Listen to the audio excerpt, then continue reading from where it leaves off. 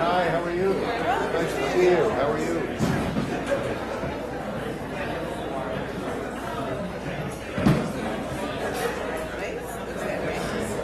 Good evening, everyone. Can I look at your sign? Yeah, Oh, they made it red. I made it red. What did they make? My name is Matthew Cutler, and I'm the Manager of Resource Development and Communications here at the 519 Church Street Community Center. It's my pleasure to welcome you all here and to see so many people in the space on a Friday night. It's certainly not optimal, but I'm glad to see you're all just as committed to democracy as we were in trying to find a date that would work for everyone, or at least almost everyone. The 519 traditionally holds a debate during any electoral process in our city. We held a mayor's debate during the most recent municipal election. We held councillors' events during the municipal election, and of course, in the last by-election, a provincial debate. The last time some of these folks were in the room, however, was the last federal debate in 2008. The way we invite people to our debates is that we invited all of the registered candidates at the time we settled on the date. And so at the time, that was the four lead parties. Subsequently, an independent candidate asked to be included in the debate, and of course we obliged. No other candidates in the election contacted us, so the roster you see in front of you are the folks that will be debating this evening. As most of you, I'm sure, know, based on the chuckles in the room, the Conservative candidate was invited and expressed to us that unfortunately he had scheduling conflict with a special fundraising event, and so will not be present this evening. The process for the debate tonight is that there will be opening remarks of up to 5 minutes from each candidate, followed by open discussion led by questions from the floor. Our moderator this evening is Jane Farrow, former broadcaster, author, and I like to call her an urbanite, the executive director of Jane's Walk, an organization in the city. And she has led our debates before and will be a fantastic host for this evening. So welcome, Jane.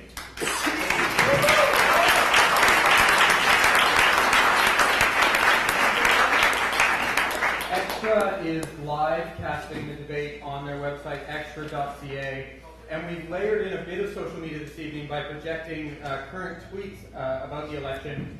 We're trending the tweet Torcen, T-O-R-C-E-N, which is the hashtag that's currently used for issues in the Toronto Centre riding. And so if you're playing with a social device in your seats tonight and want to tweet Torcen, is the hashtag Torcen is what you need to do to get yourself up on the screen. I'm going to hand it over to Jane, and Jane will take over from there. But again, on behalf of the 519, welcome. We're very happy to have you here.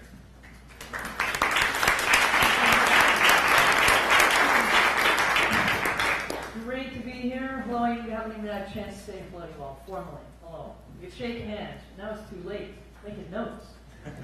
Okay, so we're going to get right into it. We're going to do 5-minute opening remarks sort of round. I should probably tell you, you won't be interrupted, of course, doing that, but Maddie here is going to count minutes down. You might want to wave your hand so they can see at about the 1 minute mark, and then we're just going to be harsh. It's just going to fall. Because there's so many amazing questions and people here. This is obviously, you know the riding well enough to know it's an extremely politically engaged community. We love being queers. So we're going to ask great questions and spend as much time as we can in the audience getting interaction and engagement. In that sense, I'll sort of want to be somewhere between being a moderator, timekeeper, but also a sort of move the questions around and get a sense of reaction. So let's have fun and not make it such like a strict thing like some of the debates do well with that format. Sometimes we need to change up the pace. Last time we did the provincial, is it provincial? Yes. I did have to ask the candidates the hand signs for YMCA. They all knew it, they all passed. A little bit of levity now and then, change up the pace is definitely part of the fun of doing this debate here. So let's start. The order of the opening remarks will be Ellen Mickelson from the Green. I got that right. Ellen Mickelson. Okay. Thank you. The Honorable Bob Ray, the Libs, Susan Wallace, NDP, and Vaughn Yasminfar. There you go. From he's an independent. So that's the order of the opening remarks. Ready to count down? Ellen, you got the floor. Thank you. How's this? Good. Good evening. I'd like to thank our hosts for organizing this important evening, and I'd like to thank everyone here for showing you care about Canada and value our democracy and value your vote. Extra and I share a connection. Some of you here tonight attended this past Thursday's Rally for Democracy with Elizabeth May. She was introduced by Chris Lee, leader of the Green Party of Canada, for a long time, from 1990 to 1996, the first openly gay Canadian political party leader and one of Extra's founders. I have a Jane's Walk connection too, having helped lead a Jane's Walk last year in St. Jamestown. And my 519 connection. I've been having a wonderful time participating in activities here. I was here yesterday evening, and volunteering. Last time I was helping in the kitchen, someone said, Ellen, you rock. I'd like to be your next MP. I'll tell you a little about myself and about green policies and about something I want to do as your MP. I'm an empty nester. My husband and I have lived in Toronto Centre for more than 35 years, and we raised our family here. I'm a writer and educator. I've worked and volunteered in Toronto and extensively abroad. Now, I'm peace and security advocate on Green Shadow Cabinet, and I'm also the Green Grammar Granny. I've thus had the honor of helping considerably in both capacities with our main policy document, Vision Green, which is available on our website, greenparty.ca. Our policies grow from our 6 green values, which we share with Greens around the world. We're the only national political party in Canada with colleagues around the world. Our values are ecological wisdom and sustainability, sagesse écologique et développement durable, social justice and respect for diversity, justice sociale et respect de la diversité, participatory democracy and non-violence, démocratique participative et non-violence. People find it's easy to figure out our policies in broad brush from our values. You may have already received mail from my campaign outlining some of our policies. If not, I trust it will be delivered to you soon. It's straightforward, for example, to see why we support gender equity. As a high school teacher, I learned early in my career about the connection between questioning one's sexual orientation and teen suicide. Right away, I started working for respect and safety for all. I realized fast that you can't teach them anything if they're gay. And I'm proud to have initiated the Green Party's public support almost a year ago for trans rights. Our statement is readily found on our website, greenparty.ca. I'm sure we'll get to talking about other green policies later this evening. My vision for your MP, as your MP, is this. Toronto Centre deserves a riding-centred MP. I envision a steady stream of community democracy ambassadors, Small groups of people from Toronto Centre discussing specific issues and concerns with me on the train to and from Ottawa, staying for a few days in an apartment near mine, sharing breakfasts I host. We'll see what Ottawa has to offer to address concerns raised. And then together, we'll explore what to do next here in Toronto Centre. I'm Ellen Michelson, your Green Party candidate. I will welcome your vote on May 2nd. Thank you.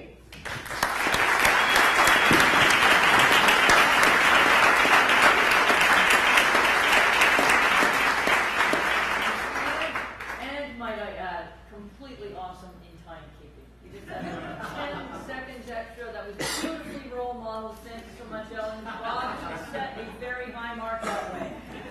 Hit it. I think that's better with more light. Thank you. My name is Bob Ray, and I'm delighted to be here tonight. And I'm currently serving as the Member of Parliament for Toronto Centre. I've been very honoured to have had the support of the community in the last 2 elections, and I'm looking forward to continuing to work with people. And whatever your judgment is on May the 2nd, I will accept it. I think the broad campaign across the country, which is the one that Toronto Centre is very much a part of, is about 2 big themes. I think it's about character, and I think it's about the vision and issues which divide the parties. On the character front, we must have the only Western democracy whose Prime Minister is currently in a witness protection program, and whose candidates seem to be following suit. We're having a hard time finding them, and in the House of Commons, we've had a very hard time getting clear and honest answers from them. Which is why this whole question of the quality of our democracy, Mr. Harper's lack of commitment to transparency, to accountability, to telling the truth, to dealing honorably with Canadians on issues, and dealing honorably even, as we've learned today, with his own members. These are issues of character that are not simply side issues. They've in fact led us to this election. And when one of the Conservative ministers said that the issues of contempt that led to the election were just procedural matters, it's worth recalling that Charles I lost his head because of procedural matters. These questions of accountability really matter, and they're important. But that takes us at the same time to the vision question and to the vision of the competing parties for the future. And I think there are some very clear choices in this election campaign between what the Liberal Party has put on offer and what the Liberal Party has presented as its program and as the approach that it would like to take, and what the other parties have to say, and in particular what Mr. Harper's party has to say. I think the clearest way to describe this difference is perhaps to look at the contrast in the proposals made by Mr. Harper and Mr. Ignatieff on the question of who gets a tax break and when. For Mr. Ignatieff, he's been very clear. We want to provide assistance for working families. We want to make sure that children can get into childcare spaces. We want to make sure that younger people can go to college and university. It can be affordable. We want to make sure that young people, when they get out of college and university, will have a clear incentive to be hired and get jobs. We want to make sure that we're dealing with the causes of crime and preventing crime, rather than pretending that simply throwing people in jail and throwing away the key is the answer to our criminal justice problems. We want to make sure that this country is playing its role in the world in a positive and constructive way, and that's the presentation of issues that Mr. Ignatieff has made. By means of contrast, Mr. Harper has said, no, there'll be no tax break for ordinary families, for people at all, until the budget is balanced. But the banks and the trust companies will get their scheduled tax cut in January, and they'll get another one next January. And then he had the nerve to say that there were no tax cuts contained in the current proposals of the government, which is just an intensely misleading statement to make to Canadians. Finally, I want to speak to the LGBT community about a couple of issues that have that have been important to me in Parliament and that I think will continue to be important. I want to just mention two, not because they're the only two, but because they are exceptionally important. The issue, first of all, dealing with the question of transgender rights. I was a co-sponsor of the bill, very supportive of it. It's been stopped in the Senate. Secondly, the whole issue of the international picture involving discrimination, the way people have been treated, the way people have been affected, the way people have been hurt. And I think it's exceptionally important that we continue to draw attention to these issues as we go forward. All I can say to everyone is it's been an intense honor, and frankly, it's been a lot of fun to be your member of Parliament. I've thoroughly enjoyed the experience. This is a wonderful constituency to represent. I'm very proud to be your member of Parliament, and I would appreciate deeply your support on May the 2nd, or indeed even in an advance poll before that. Thank you very, very much. Great to be with you. Thank you.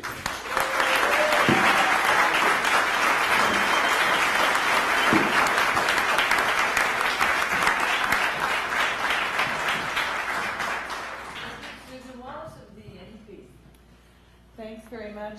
My name is Susan Wallace. I'm your federal candidate for the NDP. Mon nom c'est Suzanne Wallace. Je suis candidate au fédéral pour le NPD. Thank you to Extra for this incredible debate. It's always the highlight of any election season. Thank you, 519, 519. You have been incredible supporters to our community for so long, and we, particularly in the NDP, appreciate it very much.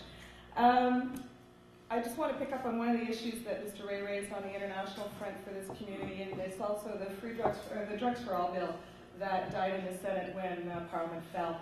And just to pick up on that, it's something that the NDP is proposing to put back as soon as possible to provide affordable AIDS medication around the world. And it was quite a sad day to see Mr. Clement running around the Senate trying to get that bill killed before Parliament fell.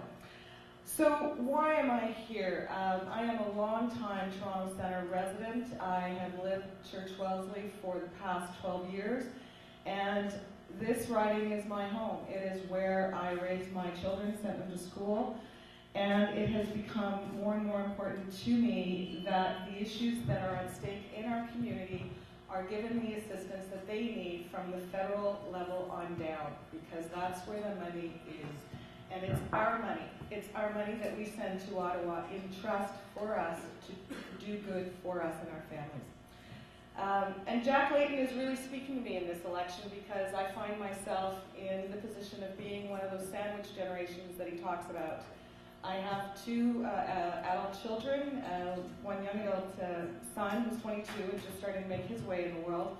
And I also have a mother who is in need of constant and permanent home care right now and is not able to get that, so I am her caretaker.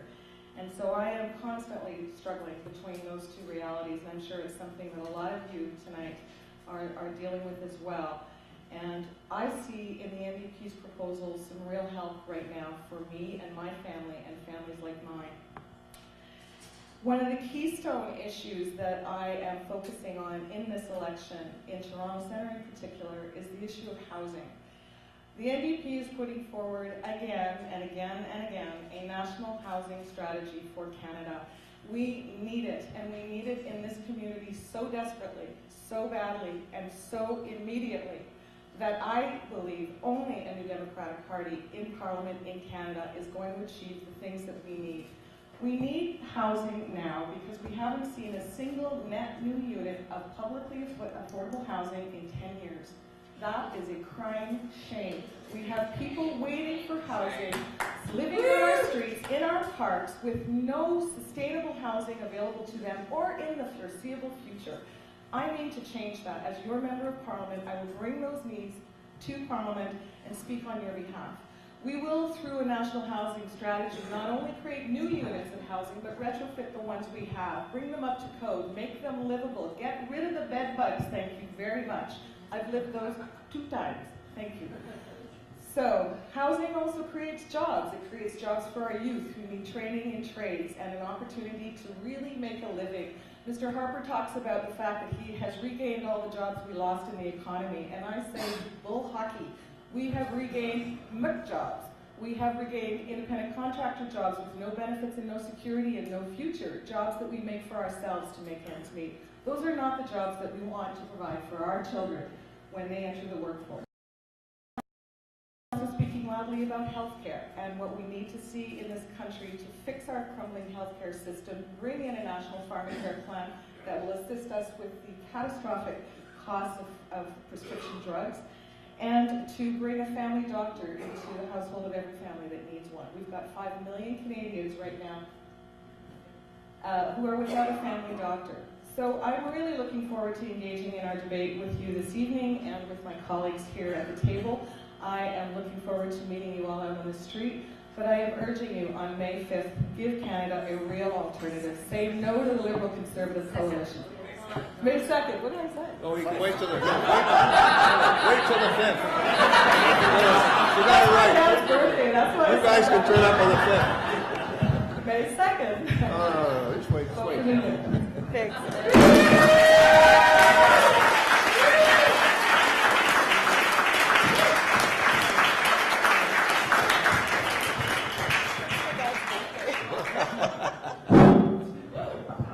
Just try to fix the buzz a little bit. Sorry about that. Go check. Say check, check. Check, check. Check. That sounds okay. Can Hello, you buzz? hello. Buzz is on? Okay. Mom, and you have like the most perfect technical conditions. Yes, I know. That is the story of my life. First, good evening, ladies and gentlemen. My name is Batman. My last name is more difficult. Yes, don't try just call me Batman or Batman or Deadman. It doesn't matter. First, I want to thank 519 and especially Mr. Cutler that accommodated me at the nick of the time just yesterday. Since I didn't have enough time to prepare for the debate, I just want to start with just one statement that it says, a special status gets assigned to all groups, races, religion, ages. It's based on anything but needs. And needs, my friend, is universal. We ought to make sure everyone is included. Then we will be truly equal, colorblind, and compassionate, and there won't be a need for a special status or points. And this message has to go to Ottawa. The problem is I am running as an independent candidate is because the mainstream political parties created an environment that it created an environment that provides an environment. It's working fine. Mainstream political parties, mainly conservative and our colleague Mr. Ray from Liberals, created an environment in Ottawa that created a form of the two-party tyranny. Either we have Liberals or conservative with a very similar agenda, with a similar platform, except in a particular specific areas that interest them. I was looking at the May 2nd budget of Mr. Martin at 2006, which was very similar to the budget of Mr. Harper just a few weeks ago. And looking back, I noticed there is about $35 billion a year goes to the banking system, just interest alone. And yet we can use the Bank of Canada to be used as a low interest or interest-free to compensate for that interest that we pay for the banks and covers the deficit that we are suffering around. I am here just to elevate awareness about that issue, as well as let the people know that as long as we are trying to just choose between red and blue, we are in the same situation that we have always been. It's not the issue of the age or gender or the status, it is the issue of the money. Whatever we ask about Ottawa, they always end up to the money. And where the money comes from, it comes from the private bank. I am glad that at least Mr. Ray mentioned the issue of the banks. Because right now, mostly about, as I said, 32 or $33 billion just federal debt alone. And combined with the provincial, we are paying about more than $60 billion just interest alone every year. And that could cover and spend to the social services that people need. Thank you.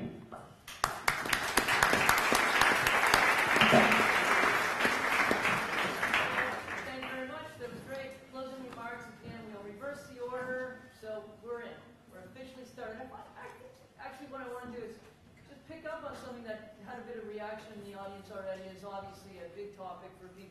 housing. We'll sort of fan out, get a couple more responses to that. I wonder if I could just start by asking Bob, Ray, how you would address the need for a diversity of social housing needs. You know, there's a call by many for a national policy on social housing. How do you actually mix the tenures, mix the incomes, mix the neighborhoods? How do we do it right? What should the Liberals be doing about this that they're not already? Well, we have committed in our program this year to an affordable housing program. I have long felt, in my experiences in both levels of government, going back to my first period in time in Ottawa when I was there as the housing critic, that we really have to get the federal government back into the housing game in a much bigger way than it's been. We're not going to recreate the world where the federal government does everything, because it's going to have to work in partnership with the provinces, the cities, co-ops, all the movements that have built up over the last 50 years very successfully. But the federal government does need to develop a strategy, and we do need to recognize one simple fact, and that is that all forms of housing are social housing, because every form of housing is subsidized in some manner or other. Those of us who own a home know that there's a huge subsidy given to us by virtue of the capital gains exemption that goes to the selling the house, so the house becomes the biggest investment. That's a social investment that's made. So it's very important for us to realize that all forms of housing are social housing, and the key is the word affordability. We want to make sure that housing is affordable. We also want to make sure it's diverse enough that, in fact, it fits various needs that people have. A population that is aging, that needs to have its housing needs addressed, younger families, single people who need to have their housing needs addressed, particularly focusing on those who are transitioning from shelters and need to get into some kind of affordable housing, supportive housing. I'm very proud of the fact that Toronto Centre has the largest amount of various kinds of affordable housing provided by the city, by the province, and by the cooperative movement, which is funded by the federal government. So there's a range of things which we need to be working on. It certainly is a priority of mine, and I'm very glad to say that in this election, in this platform, it's a priority of the Liberal Party. Okay, let me hear from Susan Wallace of the NDP about how you would differentiate your policies from that. How are you different? What Thanks do you do? very much. Well, actually, when you hear Mr. Ray talk, you think that he and I are twins, because what's coming out of his mouth right now sounds very similar to the NDP platform. Unfortunately, the action and the record of the Liberals does not match Mr. Ray's words, with great respect. So, it was the Liberals under Mr. Chrétien Martin that slashed billions of dollars out of housing and made a situation so that we had no new housing units. And when the Liberals brought the budget back into surplus, did not reinvest in housing. So look at the record. How many bills are in front of the House of Commons on a national housing strategy that come from a Liberal? That many. How many come from the NDP? All of them. All of them. So what we need, for example, neighbors, we know we've got a North St. James development coming up that I'm sure all of us are going to be impacted by. Not a single unit of affordable housing is being planned in that massive development. Not a one. Not a one. That has to change. We need at Sherbourne Station a accessible subway station that our residents can get into. That's infrastructure that you need from the federal government. Those are the things that the Liberals are not delivering for our community, and that we as the New Democrats will change. That's the difference. All right, Ella.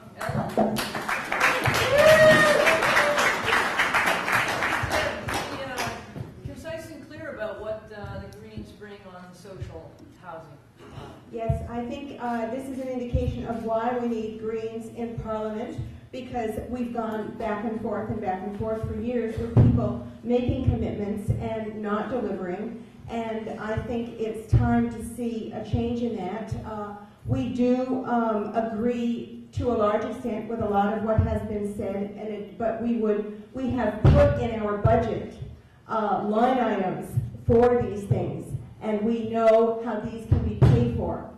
And we also advocate including a clause in the Canadian Charter of Rights and Freedoms for stating that everyone in Canada is entitled to appropriate housing and creating a national affordable housing strategy. We are the only country among the OECD countries that lacks a huge list of national strategies, one of which is a national strategy on housing. There is an abdication in Ottawa.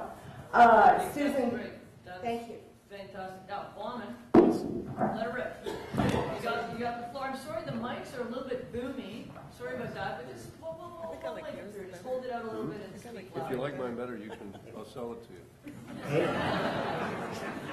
Swampland in Florida. I've got the Madonna mic over here. Why don't we use your mic? It's better. I'm going to get out there in the crowd pretty soon. I'm going to need it out there. You guys got a cope. Difficult job you're going for? Is ideal? Okay, I'm taking up Wyman's time here. Thank you. Social housing, what's up? The issue is not the social housing, it's lack of affordability. And lack of affordability is because of lack of job, lack of position, lack of comfort of life. And all of that comes to the social services. If the community get together and have that social facilities available to them to have a job, to have an income, then we wouldn't have the issue of the housing for the people who need that. I proposed in one of my pamphlets that maybe you have that, income guarantee for everyone.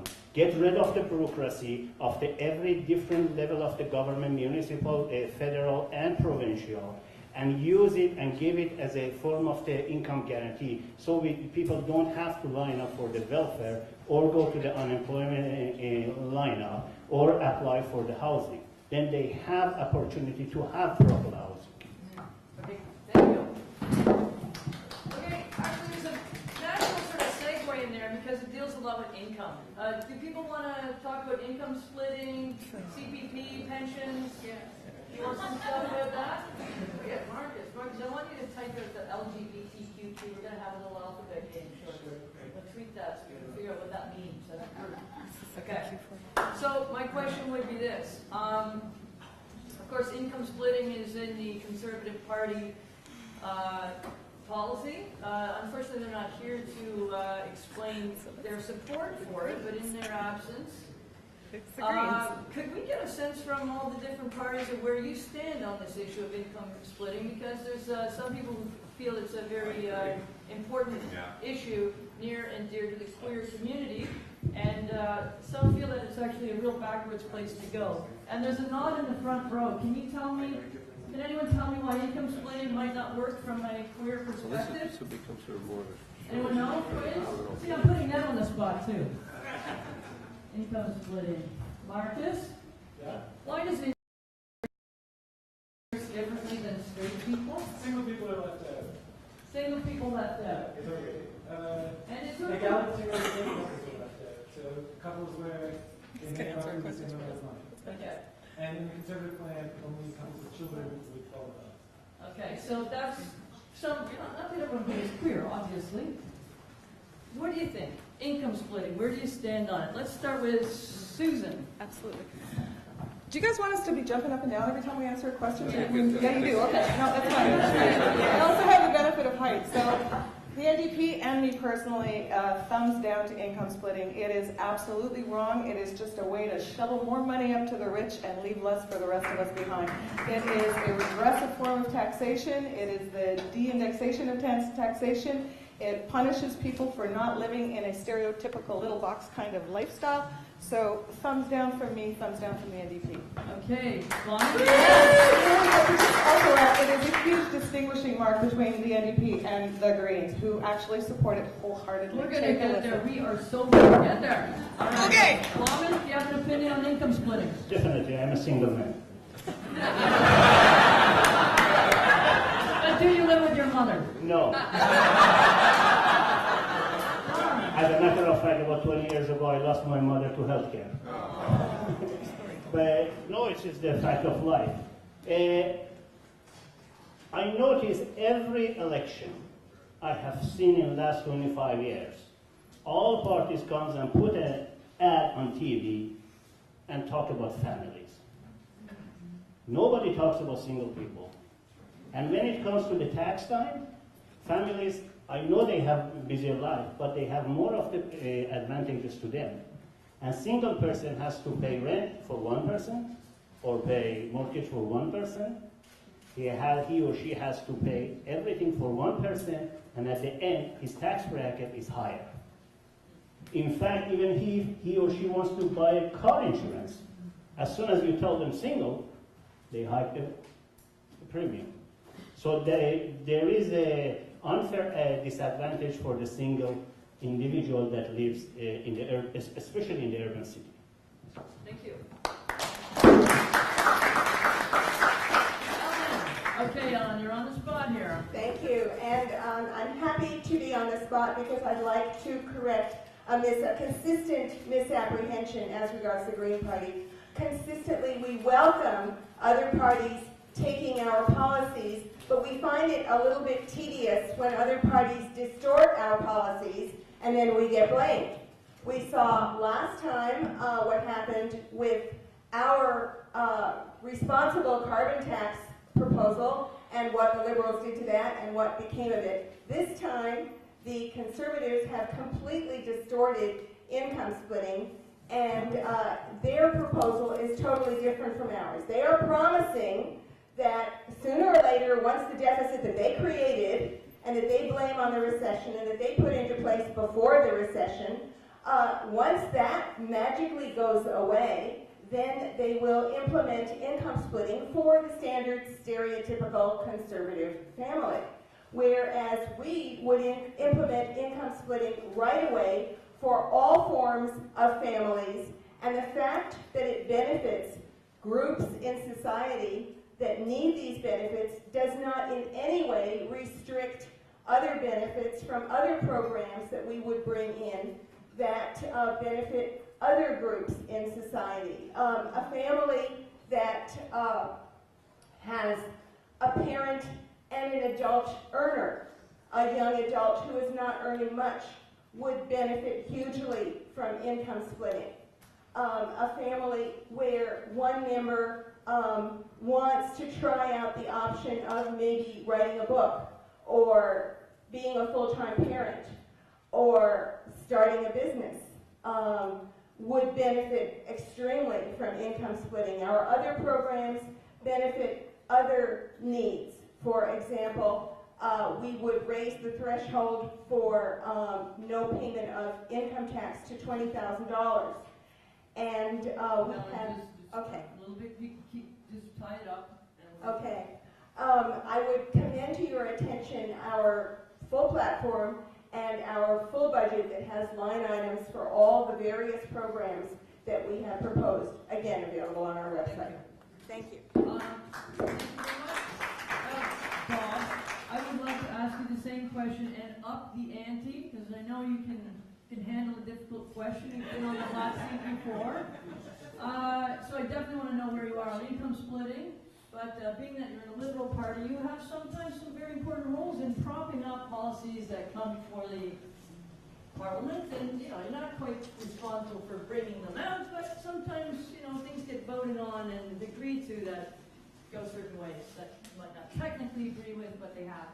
So what I also want you to comment about is how the Liberal Party and yourself feel about things like Canadian pension plan, poverty, getting older, income security. Let's just get into the bigger topics of how we can make money as we get older, be secure. But kick it off with some income splitting. Break it down for us. I'm going to give you the good mic for this one. Oh boy. But don't abuse it. Don't get used to it, okay? Don't get used to it. Jane, I appreciate the question, and I'll try to be brief because you really have given me kind of like a big topic to cover. Revenue, discount. In 3 minutes. Look,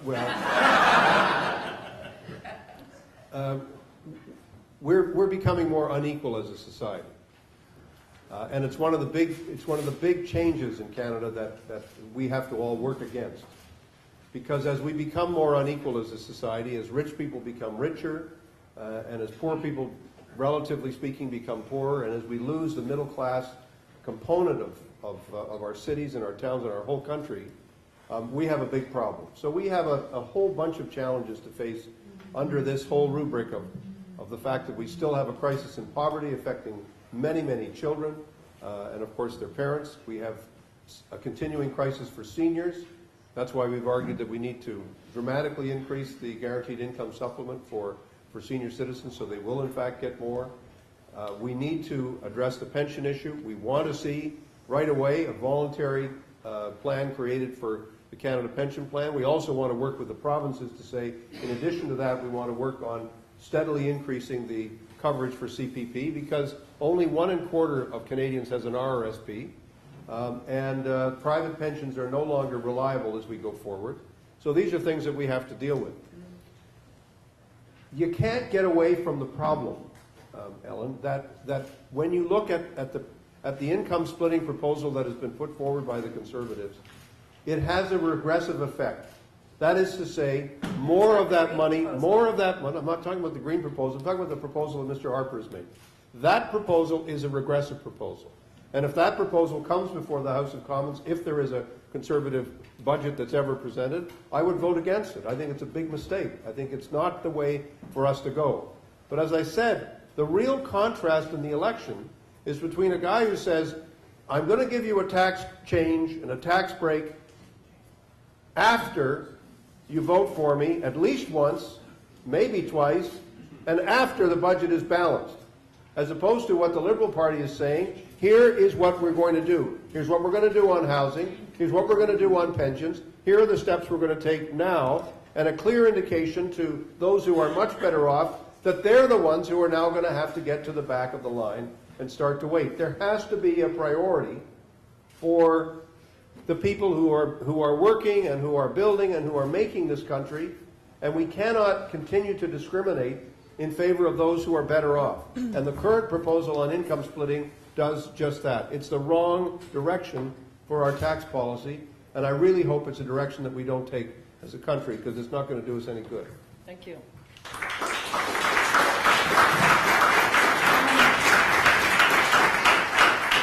Just for clarification, there was a little interesting part in there where you said, if this came forward, I would vote against it. So the question is, a week after the election goes, there's a new budget presented, you're in a minority position. If there's something presented in that budget that has a strong impact on income security, CPP, are you saying that you would maybe not prop up the government on that budget?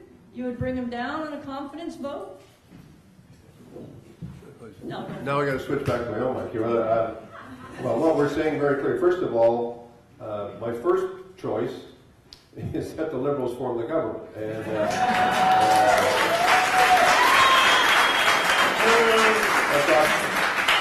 I tried to trick you. that's option one. That's option one.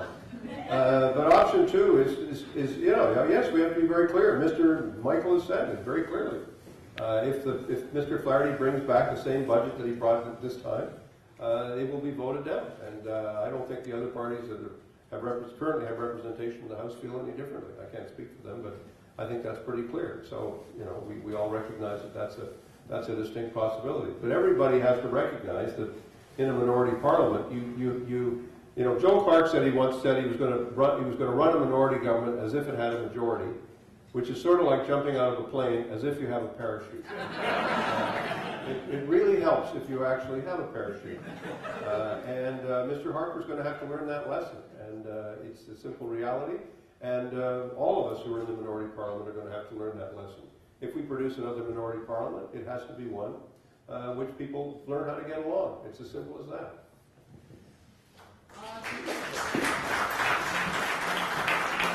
We will be revisiting the coalition word at some point, I'm sure, tonight. But I actually want to bring up Susan Gapka, who wants to ask a question. Susan, I wonder what topic this is. Yeah, look at this big. Just for old time's sake. I've been coming to these debates. My name's Susan Gapka. I chair the Trans Health Lobby Group. And when I started coming to these debates, we didn't have access to health care for trans people in Ontario, and we helped get that. We now have funding for sex reassignment surgery. And just about a month or two ago, Bill C-389 almost Conservative candidate. Why Stephen Harper voted against C-389, and if there was anything you could do to persuade the Conservatives to see the light on amending the Canadian Human Rights Act to include gender identity and gender expression, so that trans people, transsexual and transgender people in Canada can enjoy the same human rights that other disadvantaged people.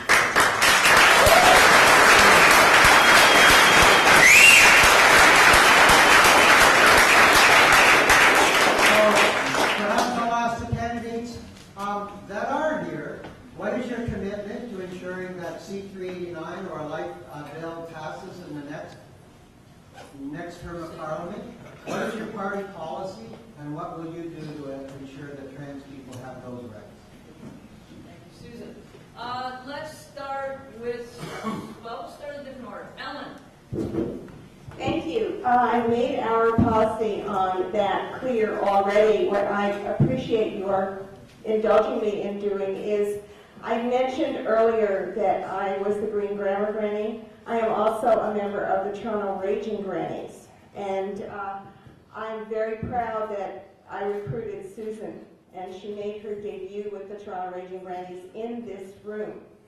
So, but definitely we support trans rights, and they need to be furthered. This is a very, very important equity issue, a very important social justice issue, and one that the Green Party has been supporting for quite a while now. Thank you.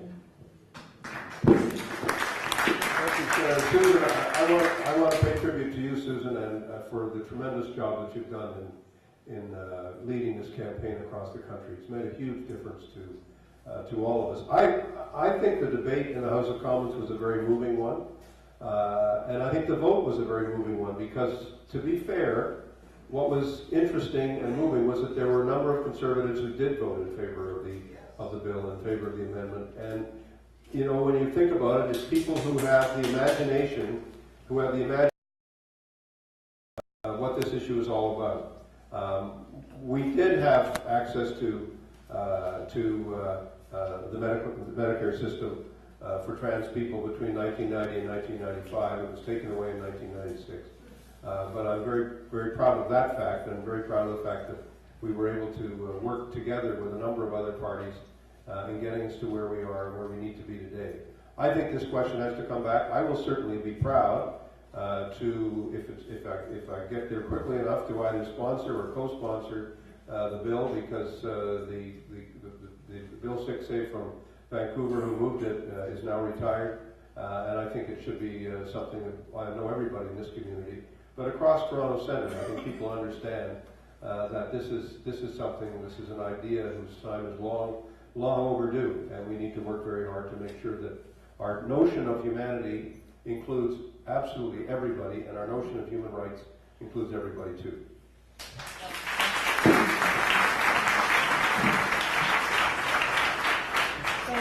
Thank you, Susan. You know my support.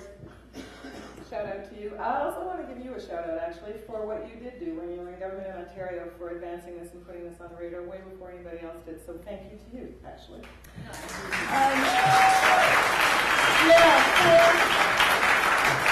Anyone of my trans friends who's ever been hauled out of a bathroom and embarrassed and arrested and taken away, this kind of treatment must stop. And we owe it to ourselves as Canadians, as leaders in issues of equality, to move this forward again through the House of Commons. Bill 6A, the NDP member who advanced the bill prior, is not running again this time, so we're hoping that we will be able to have another opportunity to sponsor it and get it through the House this time.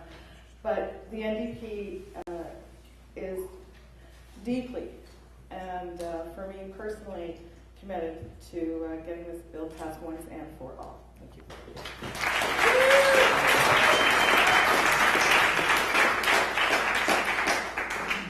I don't have access to all of the bills that is being read in the House of Commons. However, you were eloquent enough to explain what it is. It goes back to my initial statement at my opening. Needs is universal, and everyone who lives as a human being has the right to live freely without any infringe of any form of government on him or her. We're going to do a little lightning round here, a little fast change up. We got a little question from Facebook. This is a guy called Roy Mitchell. He works in the arts and media field, and he'd like to ask, this is off Facebook, tell us about a cultural event that you attended in the last week, or if not a week, recently, why you liked it, how it moved you. Let's start with Bob Ray. Cultural event. You know us queers, we love the culture. You know how to go, baby, you gotta do the ballet, you gotta salsa dance, everything.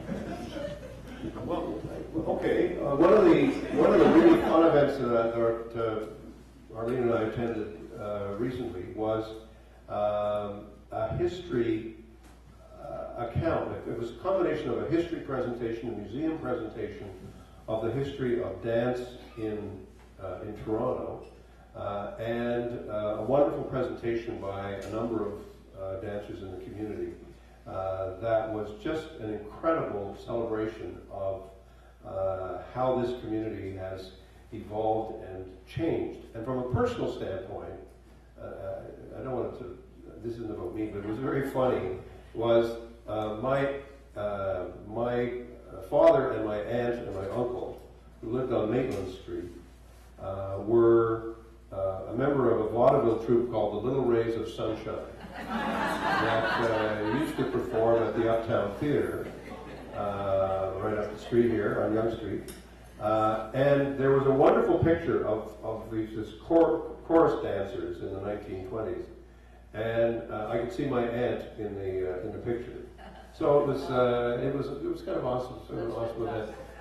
But just to be serious for a moment, there was a couple of people who have kept this masses of archival material of incredible stuff of the history of dance in Toronto. It moved me a lot. Not just for the personal reason that I gave, but because it just was a wonderful reminder of how rich and deep is the culture in this country and in this city and in this community in particular. Culture is not a frill, it's the air we breathe. And it was just great to participate in it. Thank you. Excellent.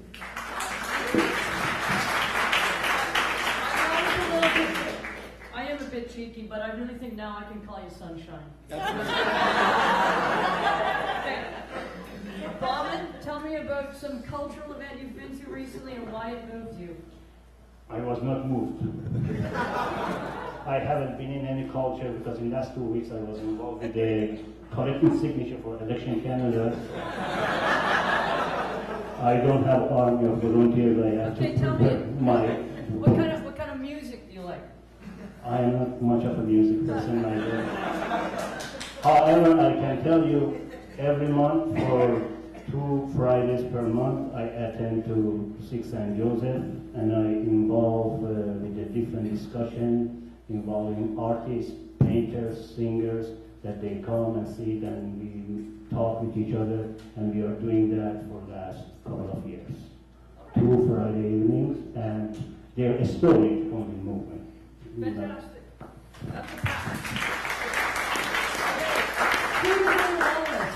Culture.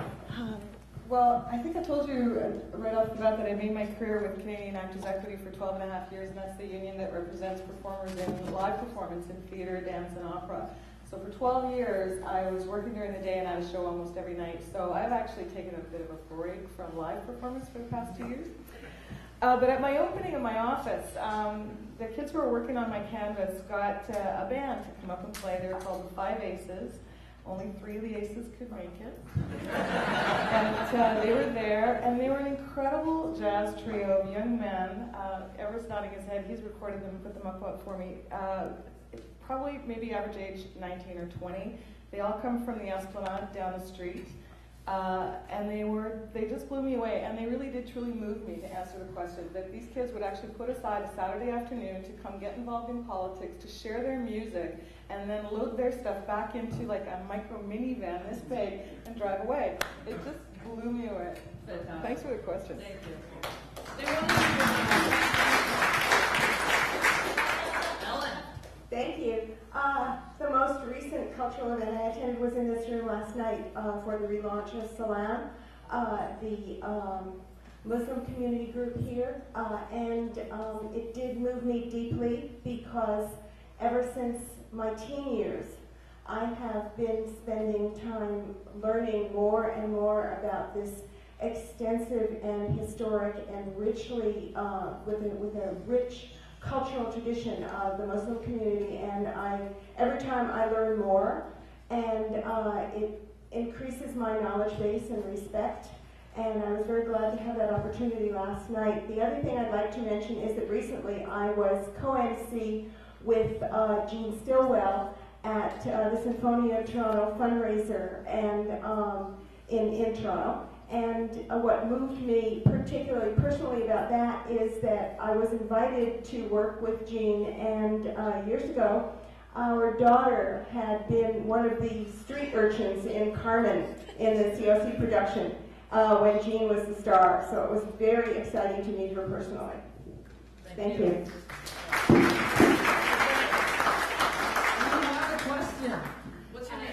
Jane Martin, and I'm a visual artist, so I'd like to tie together the culture with the poverty. The poverty. And yeah, I saw Bob and Arlene. That was a great evening. Dance Canada Dance. And I've known Susan through the arts for a long time, and I've seen you perform.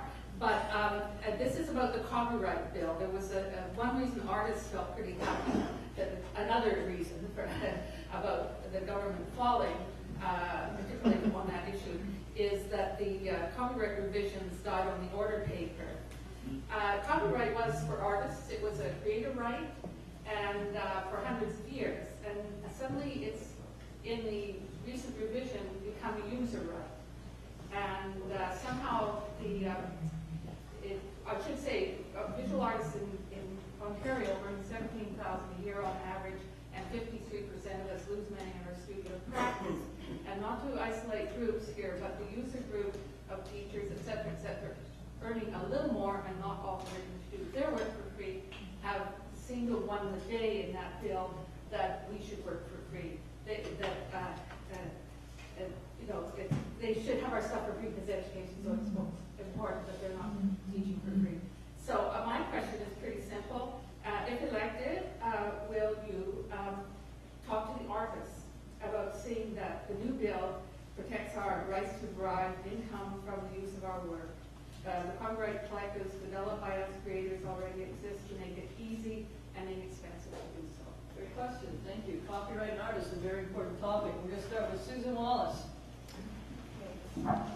Well, Jane, you know that you and I have worked on this issue together professionally and personally for a number of years. Copyright is, as Jane said, a piece of legislation that started out as a mechanism to protect the rights of artists and creators and has now become how mass conglomerates can get access to free shit for nothing. So, excuse my French, but I feel really, really strongly about this, that for too long artists have been taken advantage of, and now the challenge is facing us with the internet, and user rights are becoming much more prevalent and getting priority of importance in the response. So that this bill died as drafted is a good thing, I believe, for artists. Their rights and protections were not nearly as well recognized as they needed to be. We are not yet meeting our international convention obligations on this. Canada has been lagging for years and years and years.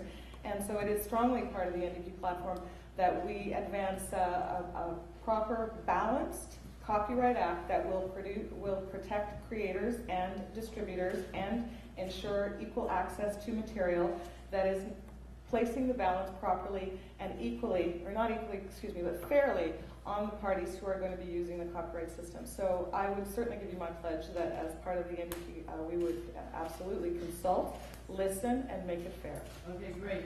Can I get a really quick response from you? Then we're starting to get lots of questions in the audience, so we're going to move into some more questions. But where are you on copyright and payments? No, I think it's a matter, it really is a matter of finding the right balance. I mean, first of all, I have a bit of a conflict. I write, and I also am a member of SOCAN. I think I got $4.18 for repeats of Same Vote Now, and where it was played anywhere, I couldn't tell from the little note that I got. But, so yes, I think that writers to make a living, and also I think need to be recognized for their work, and I think they need to have proper compensation. We also need to realize that we have to figure out new mechanisms, new ways of making sure that people in the kind of age of communication that we're in figure out how to provide that compensation. And I think there are ways of doing it that are more sophisticated and more fair than the ones that were proposed in the Conservative bill. I think the artists did get short shrift in the Conservative bill, and I think we need to go back and deal with it again. It's been on the pile for a long time. So I'm hoping very much that in the next Parliament we can, in fact, deal with it. Thank you. Jane, may I speak to that? The work is in the room.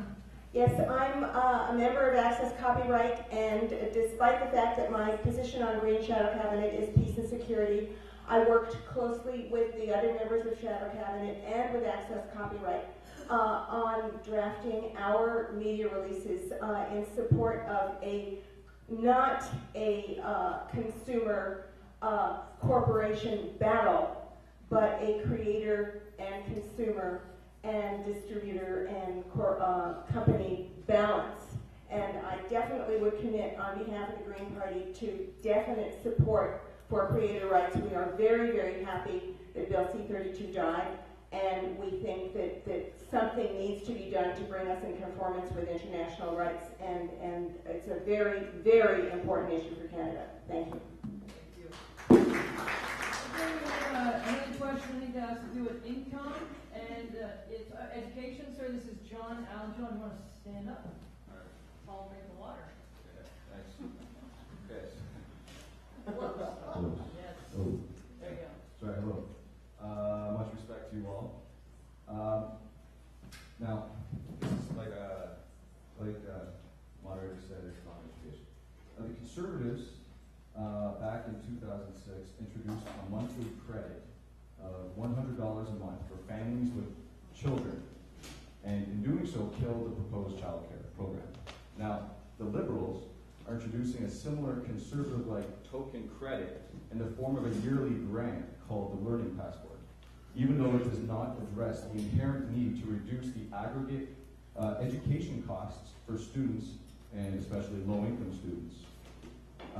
Now, therefore, considering the number of students in this riding, and considering each educated person is a valuable economic agent, I ask then, what is first the Liberal rebuttal to this, and then what is the NDP's position on this? Okay. Did you get that, Bob? Yeah. Well, I did a report for Premier McGinty a few years ago on higher education and looked at the whole question of affordability and access, and I think we continue to have a challenge of access and affordability. The great news is, just to talk about this riding, we have probably the most successful educational program in Canada, Pathways to Education, which is based in Regent Park, based in this community, which is literally transforming the cultural attitude and the sense of young students have about their access to education as well as their parents. This is a huge thing. It's very positive. What the Liberals really try to do is build on that idea from a federal perspective, because there's a bunch of stuff we can't do jurisdictionally. We can't control tuition from Ottawa. We can't do that. What we can do is say we want to raise the imagination and raise the aspirations of high school students as well as their parents about going to college and university. We've got to get those numbers up. They're not bad, but they're not where they will need to be as our economy grows. So we need to increase access and we need to increase affordability. We're not going to be able to do it alone. Other governments are going to have to be engaged. the provincial government, and other programs are going to have to be involved, the student loan program and other things that the federal government does. Very briefly, the Learning Passport guarantees $1,000 in an RESP account every year after grade 9, and $1,500 for lower income students. So you'll have over $6,000 by grade 12 in your bank account, which you can use for your education. That's for starters. Then there's the reforms to the Canada Student Loan Plan and working with the provinces to improve it.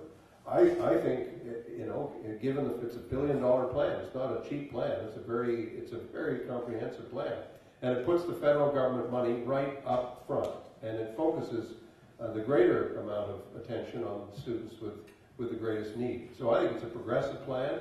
I think it needs to be done. The provinces have to work in conjunction with us to make it effective. It doesn't require anybody to put money into an RESP. It only requires that a bank account be opened, which is not, frankly, a big deal. High schools can encourage students and everybody else to do it. It's very easy to get it done. It will get done. And I think it will create a different sense among high school students about what they need to be thinking about as they start high school, because a quarter of those kids will not finish high school. Another quarter will only leave with grade 12. And we do have to increase the numbers that are going through.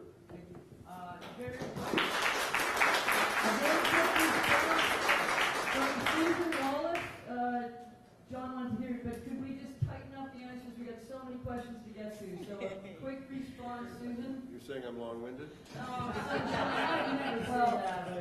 I'm not sure how quickly I can respond to that because there's so much to respond to, but let's just say Ontario post-secondary education, 10th out of 10 provinces, and since the cap on tuition was lifted as a result of the recommendations that you made, tuition has risen 4 times the rate of inflation in Ontario. So our students are further behind than they have ever been.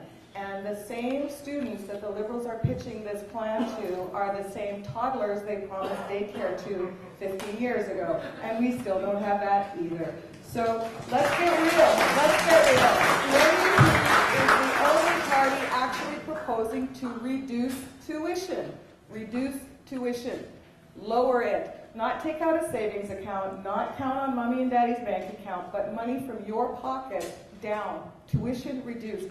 And we would do that by ensuring that federal transfers that are for the purpose of post-secondary education are constrained to be used for that purpose.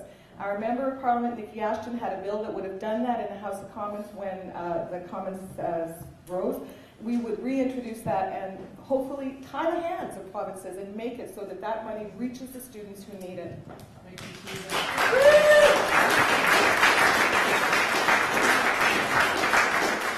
If this debate wasn't sexy enough already, it's about to get much sexier. Because we're going to talk about prostitution. No, we're not going to talk about Helen and Rahim, whatever they get up to. We're going to talk about, as you know, in Ontario, the laws against prostitution were knocked out in court. The federal government has decided to appeal that decision. This is a very important question because, as we all know, let's test. This guy called Trudeau said something once and meant a lot to the queers. Let's do it together. The state has no place in the bedrooms of the nation.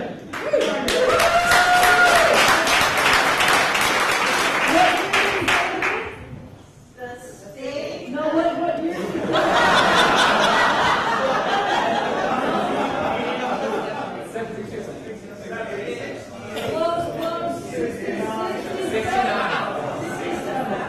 And what was his job at the time? You are so good. Are you not impressed by this audience? Okay, so the question is, we're going to take it to the federal appeal level. What is your party going to do about that? What's your position on upholding or continuing to criminalize prostitution activities? Let's start with Ellen. I don't think criminalizing prostitution accomplishes anything. I think that the Green Party focuses on proper health care, and we focus on ending poverty, and we focus on human rights and respect for diversity. And I think that that makes clear what our position on this would be. We need to see what happens in the courts and whether new legislation is necessary, so that it's hard to project exactly what we would take a position on. We need seats in Parliament, for starters, so I would appreciate as much support as possible for that. But definitely, this is criminalizing. We need to end the criminalization of many things. Another issue that is very strong in the Green Party is to end the criminalization, to legalize and to tax and to regulate and to educate about the use of cannabis. So there's a great number of, there's a great number of policies that the Green Party would work to change. Thank you. Sorry about that.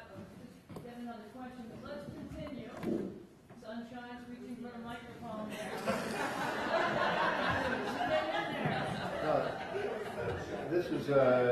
This is, this issue is being debated in virtually every country. Seems to me the principles that you want to try to maintain are that, first of all, you want to protect privacy and recognize that consenting adults will engage in all sorts of behavior. As long as it's done in private, it's nobody's business. What interest are we protecting? We want to protect children.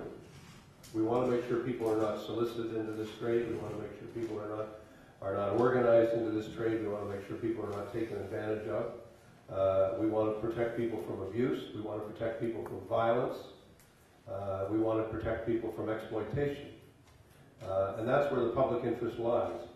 So I agree with Ellen. I mean, I think the courts are going to take a view, and any sensible person would say, well, let's hear from the courts as we go through this process, and make sure that what we're doing is compatible with the Charter of Rights and Freedoms, and also is compatible with our sense of what makes sense.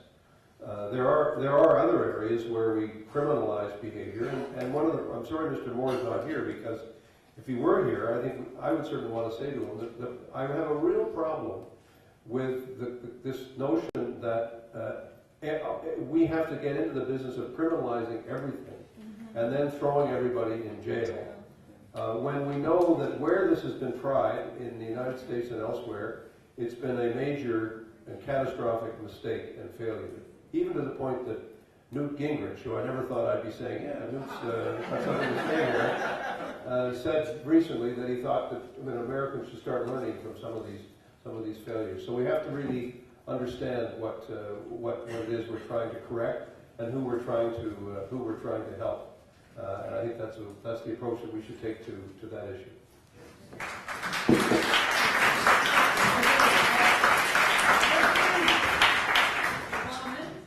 Please tell us what your thoughts are on the criminalization of Before I make a point on that, I want to mention that I was born in a country named Iran, and in prior than the revolution, Islamic Revolution, we had legalized prostitution, and it was 35 years ago. And how far the government of Canada is behind of that issue. Because if you look at the probation in 1930, that everybody being executed, prosecuted because of the making the liquor, and now they are selling it widely across the city and collecting tax, and it is a big business. As Mr. Ray, as long as there is no danger for children, there is no exploitation of any kind, and in fact, the way it is right now, we see more exploitation and more danger for the public because being done secretly. Yes, I am absolutely for it.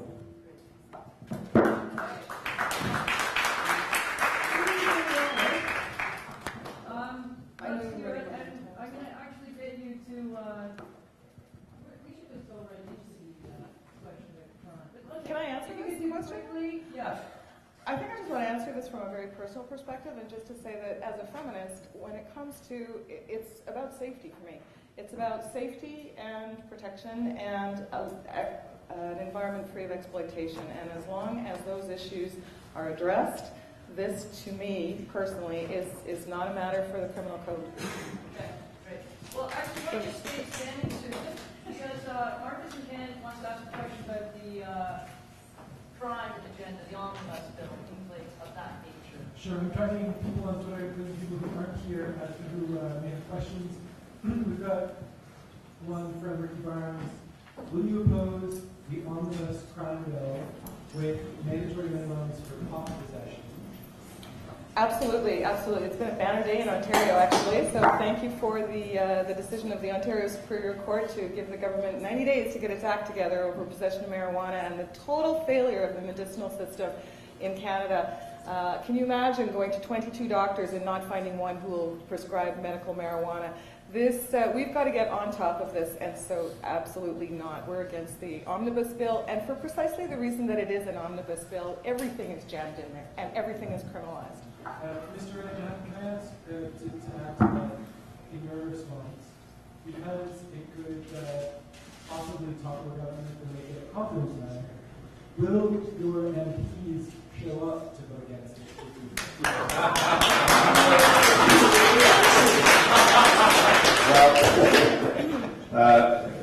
All I can tell you is that I think I expressed it earlier, but I really do think that the mood in the country is turning on this whole issue of crime. We're all tough on crime. I mean, nobody wants to live in an environment where people are getting beaten up and subject to violence and having stuff stolen and it takes place. Addictions are a huge issue. Drugs are a huge issue. Booze is a huge issue. Mental health is a huge issue. Head of Corrections Canada has said that he's running the largest mental health institution in Canada, and that is something that we are going to have to tackle as a country. I want to see a full-scale review of the criminal code. I think it needs to be massively reviewed because of what has been allowed to happen under the Conservative Party, the Conservative government. I'm very, very opposed to the omnibus legislation, and I believe our party will be as well, and I certainly hope so. And if I have anything to say about it, it will be. That's all I can say, I think. Thank you. Thank you. We have a question from Barry Dennison here. I'd like to know Rob's opinion on PE's refusal for a coalition. And what other people think of the possibility of a coalition. And what he thinks of his entrenched position in never having a coalition, given the fact that most half this country seems to be going for the president when we don't. Great question. Did everyone hear The question was whether Mr. Ignatieff's view of the coalition is one that I share, and I will say this, that Mr. Ignatieff is my leader, and that he's announced the position of the party, which I support.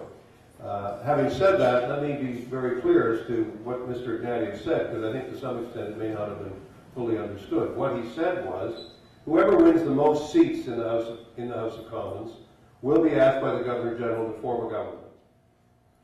That party, that government, brings forward its plan, its throne speech, and then its budget. And that throne speech and budget are voted upon by the House of Commons, either up or down. If it's down, the Governor General, under our Constitution, which Mr. Harper doesn't seem to understand, our Constitution is very clear. If it happens early enough in the life of a government, the life of Parliament, the Governor General is required to ask, is there anybody else who can form a government here? And under what circumstances? And that's the rules. As Mr. Ignatieff put them out and said that there should be no doubt at all about what the rules are. Those are our rules. It's the House of Commons, it's Parliament itself that decides ultimately who will be the government because of the confidence that people have to have in the government. So, after May the 2nd, we're just going to see what happens. It's going to be interesting. Let's not forget, May the 2nd, 1985, election night, everybody thought that Frank Miller, quote, won the election. Well, that's not what happened. And what happened was, in the words of Eugene Forsey, constitutional in every respect.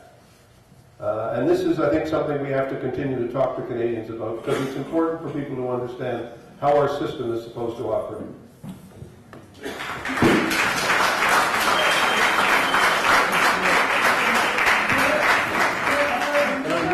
have to move on to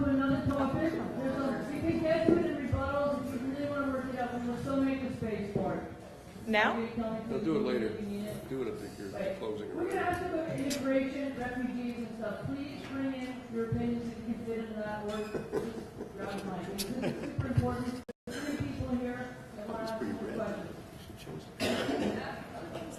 But I'm pretty your thing called Project Sunshine because you're the only person who's calling Maddie. So the rumors right now on every Wednesday evening it's filled with 150, nearly 200 newcomers and refugees every week. There are people that are fleeing perhaps one of the 77 countries in the world where it's illegal to be gay. 5 of those countries, it's the death penalty. The result for their sexuality or their gender identity. They come to Canada, they often come to 519 as the first place we go for safe haven and for refuge, and the system is not the most welcoming, as you can imagine. Some of these people are waiting years to be processed through the refugee claims.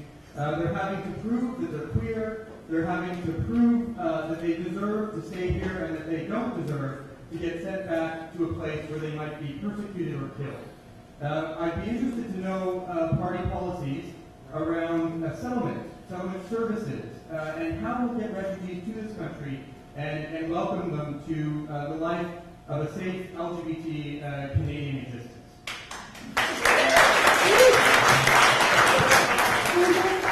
Let's start with you, Susan. Thank you. I think it was actually just a little over a year ago that we were gathered in this room hearing about the situation in Uganda. And one of the further complications of what Matt's talking about is that in disclosure, people can put their families back home in jeopardy. We are hearing stories out of Uganda and about families being watched, about families having to hide the fact that a loved one is queer and seeking refuge in Canada. So the sensitivities around those issues are sadly lacking in our system, and certainly with the bureaucratic interference of the sitting government within the bureaucracy, we're not going to see those improving very soon. So the issues of expedited immigration and refugee claimant status is high up on the NDP priorities. We believe in a strong Canada where all are welcome, and that we should put a higher focus on immigrant processing where it comes to refugees and family reunification. We are adamantly opposed to Mr. Harper's focus on the temporary worker clause that seems to be preoccupying all the focus toward people who will come, work, and leave. That is not what is going to build Canada. That is not what is going to build a strong community. So you have our support that when it comes to issues around immigration and particularly the processing of queer refugees, we are behind you 100%. Thank you.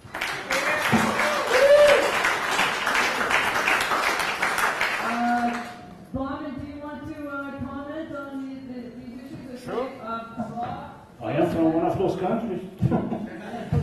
I was born in Iran, so you know everyone that at this time, because of the Islamic Republic of Iran, gay and lesbians are being prosecuted very severely to the even hanged. Again, comes back to the individual right and freedom.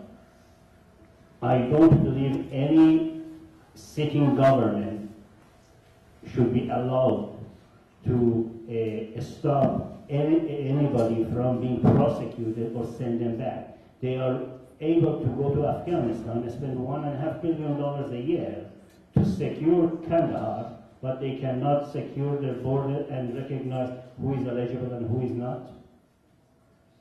I have a problem with this issue.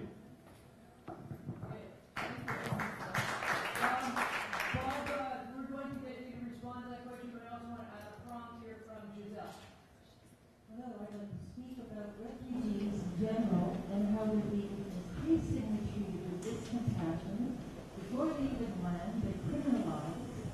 Operations are being organized by the conservative government overseas as preemptive strikes and arresting people, women, children, and everything. Canadian government expert witnesses have been proven to be full of lies, lack of awareness. Amnesty International has just said that Canada, as far as human rights are concerned, has become part of the problem instead of the solution. help us. Well, we're certainly trying to help you. I mean, I agree with you. First of all, I mean, if you look at the Sri Lankan situation where the two boats that have come over, the way in which this has been characterized by the Conservatives, even in their ads, they've even run ads during this election campaign, which I would argue very strongly actually prevent their cases that are currently being considered from being considered in a non-prejudicial way. Because essentially the people are being described as criminals and terrorists before their cases are even being considered. And I think this is completely wrong and part of a much bigger problem. They brought in a bill, C-49, which is going to deal with this question, which would have treated people who come over in larger numbers in groups like in a boat completely differently from anybody else. And as far as we're concerned, and I think I'm sure it's shared by everybody on this table, a refugee is a refugee. A refugee is somebody who faces the possibility of severe discrimination or physical threat in the country from which they're leaving. That's what a refugee is. And obviously there are many situations involving members of the queer community who are deeply threatened in a great many countries, which is why I would argue we need to have a twofold policy. One is part of our foreign policy needs to be to talk far more publicly about the nature of this discrimination, where it exists, the impact that it's having on people. I want Canada to be as much a leader in every country in the world in speaking loudly about the rights of queer people as we are in Canada, as we become in Canada. We should be proud of what we've done in Canada.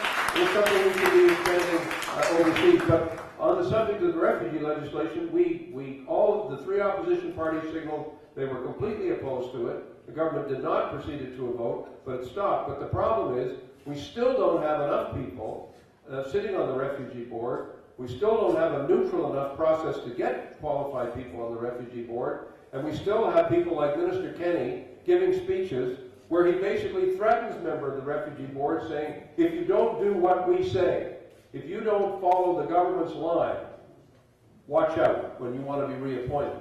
So they're not only attacking the bench, the judiciary, which he does, but also people who are on the Refugee Board of Canada. So there is a real problem with this government and their whole approach to the refugee issue. Big problem.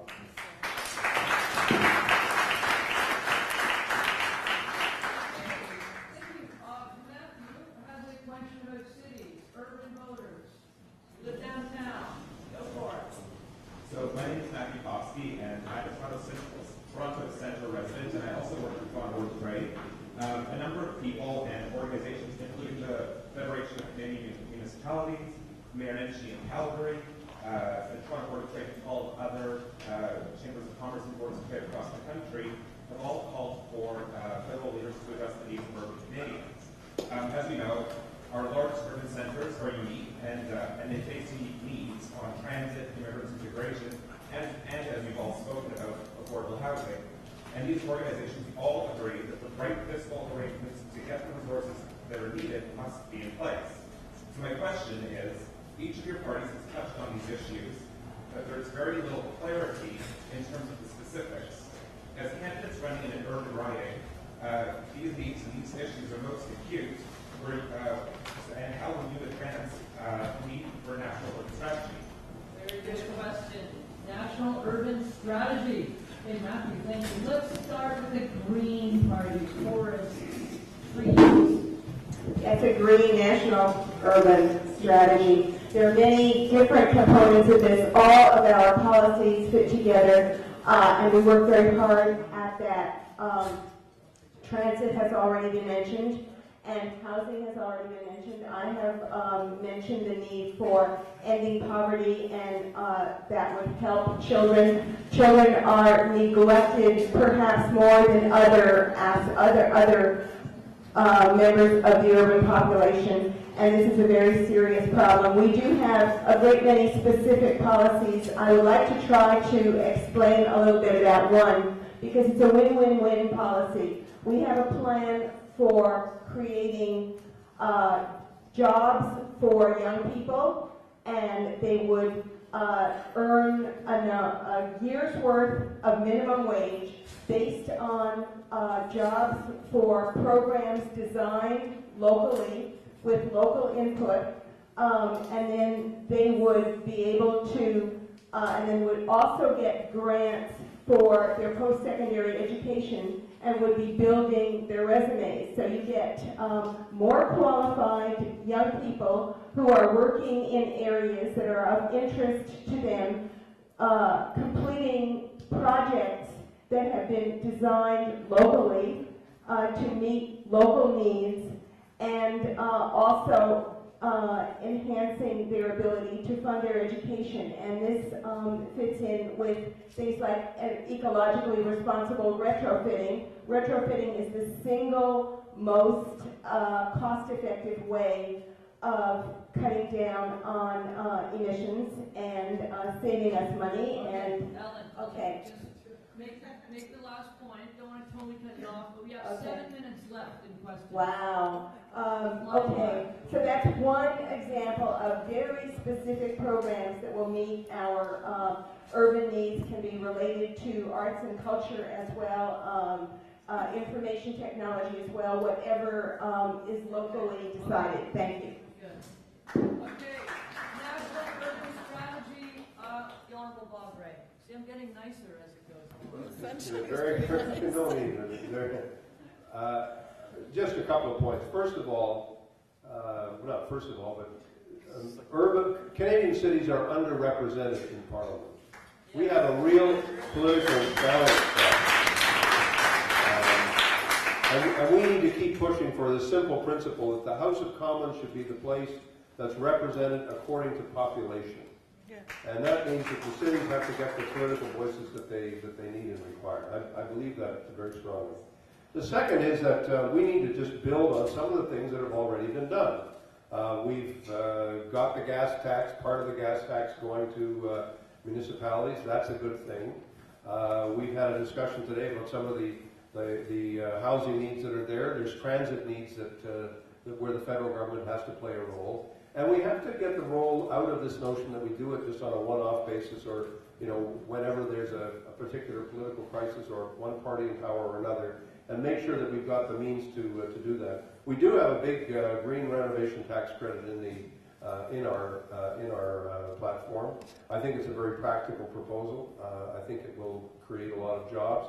I think it will also do a lot to reduce emissions, and it's been a long-standing commitment of ours. I hope we can get moving on it. So those are some of the elements of the programs that I'd like to see us build. I guess I'd have to emphasize the housing and transit things just one more time, because I think those really are crucial to make our cities livable, and where we do need to have a federal presence and a federal role. Thank you.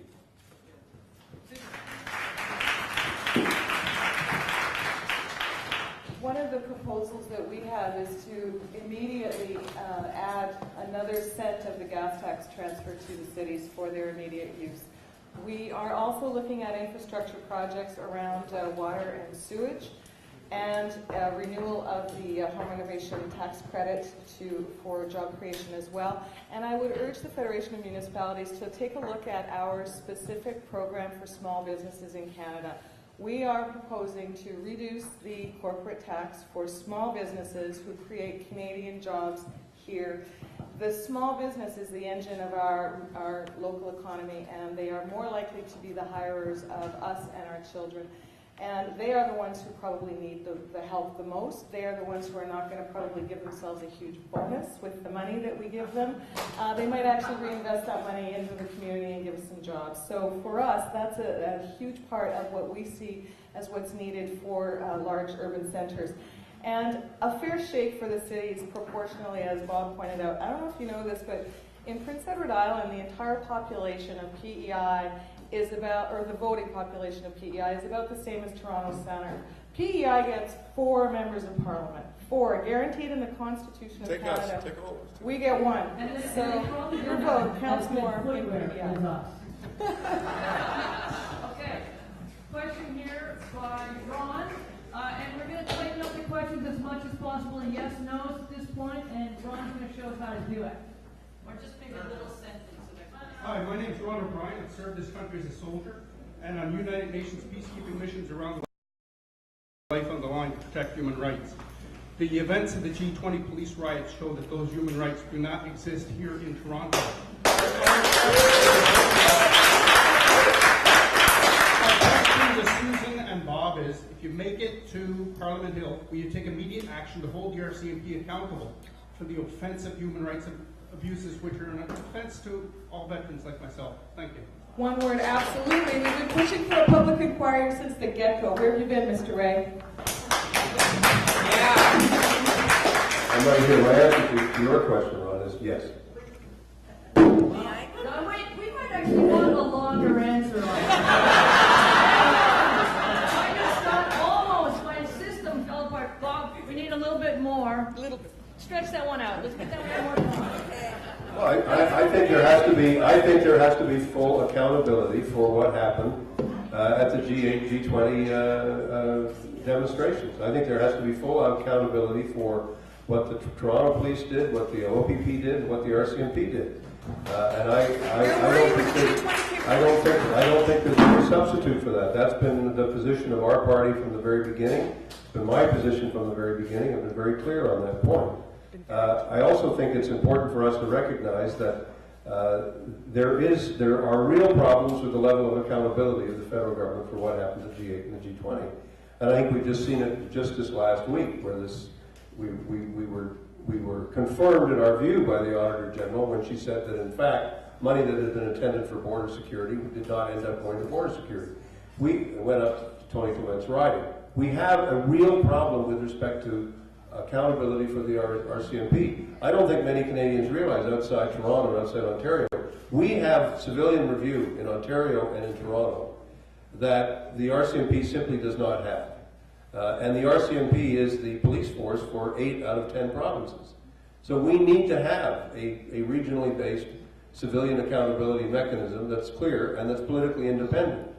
Every reviewer of the RCMP who gets in, who the government doesn't like, simply gets fired. And so we've got to make sure that there's a strong accountability mechanism across the board. And in particular, there has to be accountability for what happened at the G8 and the G20.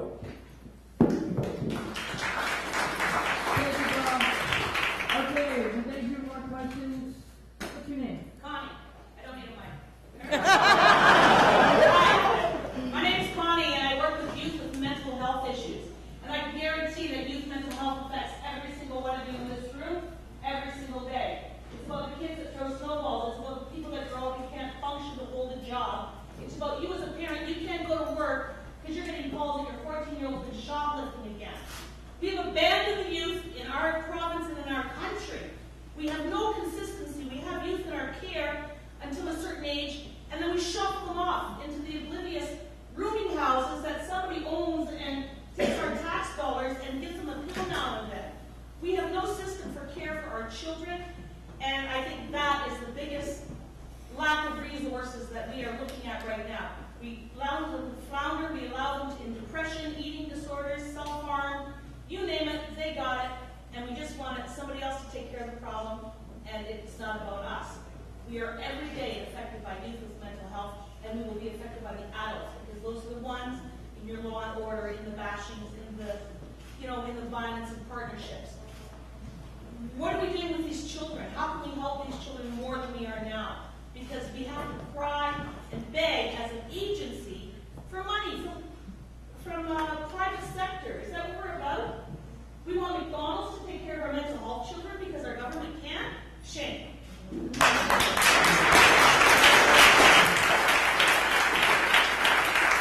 really want to thank you for that question. I am the mother of that child that you described. My son is currently 22, went to Jarvis Collegiate. He has grade 10 education. He's been on every drug going to control ADD, ADHD, pot, you name it. I mean, we count success in our household from the length of time since the last visit from the police. And that stopped when one police officer just stayed on his ass so hard, went to visit him at school, went to see him at his job, went to see him, came and saw him at home, checked him out. And if it had not been for that one police officer who made it his job to dog my kid's butt, he would never have turned around and become what I consider is a success today, which is he holds down a full-time job, lives not in my house, and has a nice girlfriend. So what are we going to do for our youth? Well, I think that we've talked about a community basis where we have a real and not an eroding safety net for our youth, where we catch them before it's too late. And I know we're coming to the end, and we're trying to get this up, but I just really personally can't thank you enough for that question, because it's something that touches my life very strongly.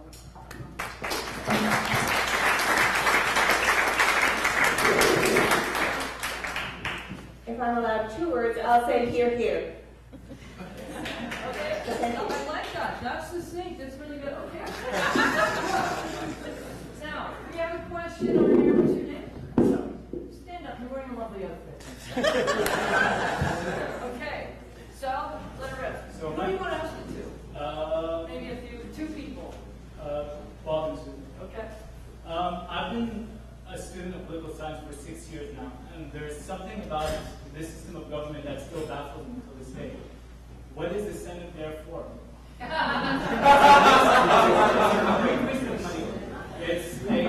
can give you a really succinct answer. It's where we stuff conservative criminals. When are we going to get rid of this outdated system? As soon as you elect a new democratic government. Oh, that's good. Okay. Well, the problem, The question is, Susan just made a promise that she can't keep. Because she can't. Oh, no, she can't. Don't get excited. Nobody shouted at Susan when she took a crack at me. Just saying it very directly, the NDP can't keep that promise because getting rid of the Senate, the power to do so doesn't lie in the federal government. The federal government can't do it on its own. That's just the way the system works. And you can't just, the provinces all have to agree to abolish the Senate, and the likelihood is that they, certainly on the current record, the likelihood is that they won't. They never have agreed to it, so they won't. I'm not unhappy. Every federal state has a second chamber that represents the federal principle. Our current Senate doesn't represent the federal principle. Our current Senate represents the patronage principle. That's the problem with it. It's a patronage chamber. And I don't think it has, it's not a great institution in terms of its credibility overall for that reason, and because that's what it is.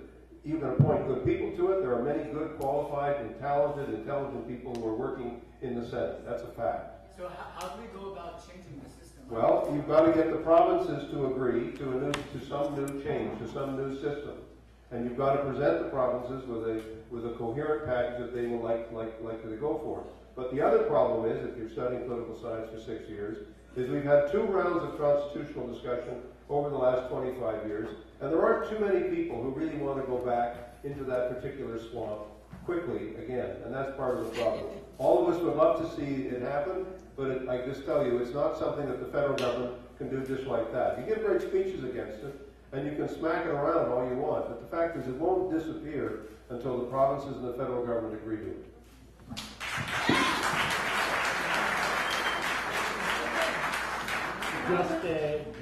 I want to ask Mr. Ray, can we make it elective rather than selective? We don't know yet.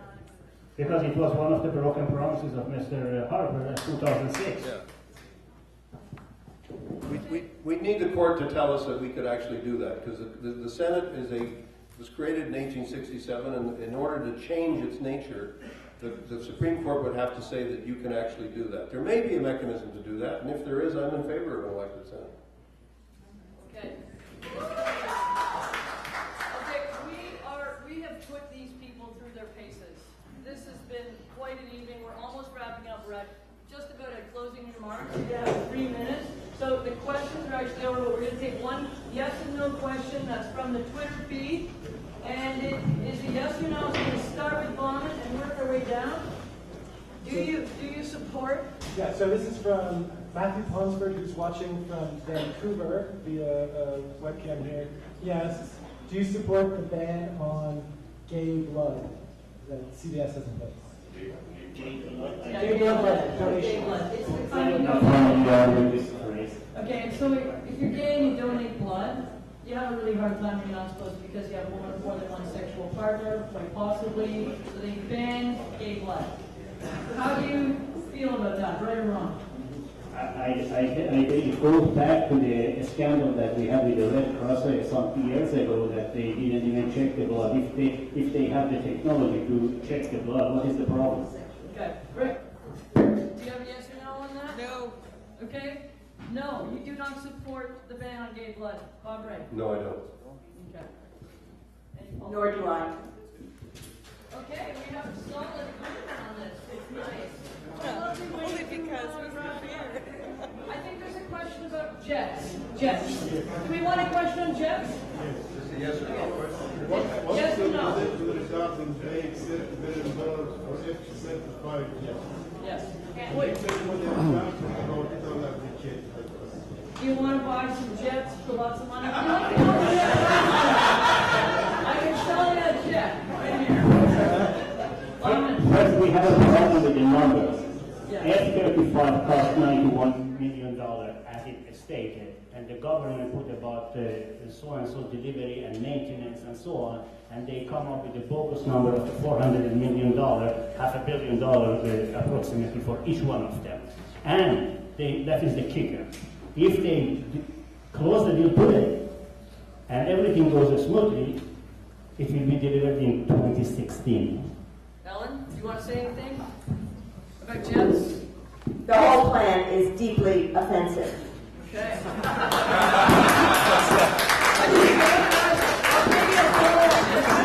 Is building a prison a work project? Is that a job employment project? Infrastructure. Okay. Anyone want to comment anymore? No. That was a rhetorical question. We are going into the final round of comments. We're going to start in reverse order, which means going Bob and Susan, Bob and Ellen. Okay, so 3 minutes. Matthew, are you on the clock? I'm on it. Okay. So what does he do, wave? Closing remarks. 3 minutes. First of all, thank you for having us, and thank you at least tolerating me and my accent. The problem I have with the whole issue of the election is, first of all, we shouldn't have this election in the first place. Second, when I juggled the numbers, I realized the number of the votes that led all of the 308 MPs in House of Commons sit there is just about 6.7 million.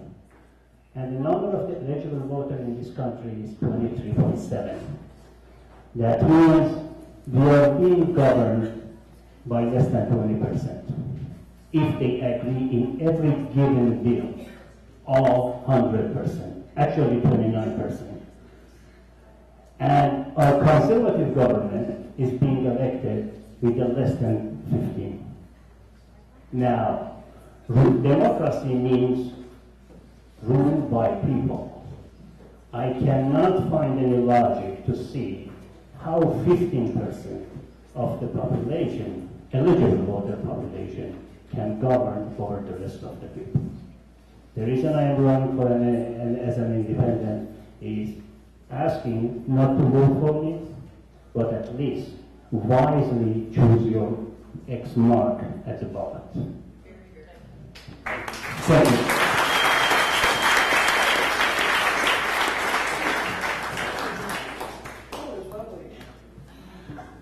Well, it's been quite an evening, and we have talked about a plethora of things from, I don't know what of that kind of spectrum you would experience anywhere else in Canada. But I think when you come back down to it, you're here because you're looking for some guidance in how you decide where you're going to cast your vote in this very important election. And clearly, I don't agree with my friend here. I think this election is long overdue. We need it. Our Canadian parliamentary democracy needs it. Our community and our sense of self and pride as Canadian needs this election. And right now we're facing some very, very difficult choices, and the future, depending on which way it goes, can look either inspiring or very bleak indeed. So on May the 2nd, I'm asking you to make a real choice for Canadians, not between the coalition that already exists between the Liberals and the Conservatives. 100 votes my friend's party has given the Conservatives over the past few years. Make a real choice, make a difference. Look to your progressive values. Look to the party who has been there to support those progressive values every step of the way. That is the New Democrats, that is Jack Layton, and hopefully on May the 2nd, That will be me too. So on May the 2nd, Susan Wallace for the NDP. Thank you so much.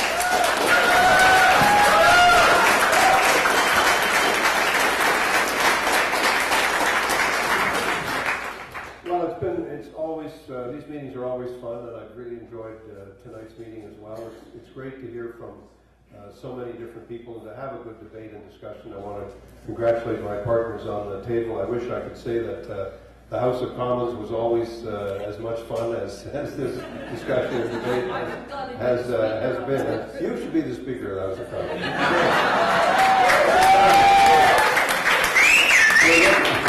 We'll be looking for a new one, right? Peter Milliken is stepping down. I'm wearing my national ethnic costume. Well, you look,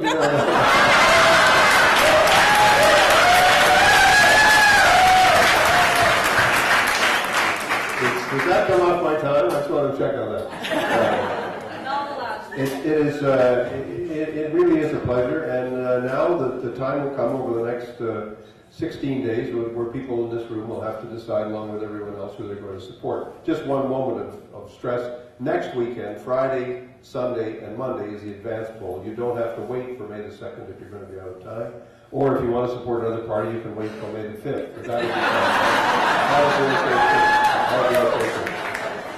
But we have some choices to make. I think the Liberal Party has put forward a very clear alternative to Mr. Harper.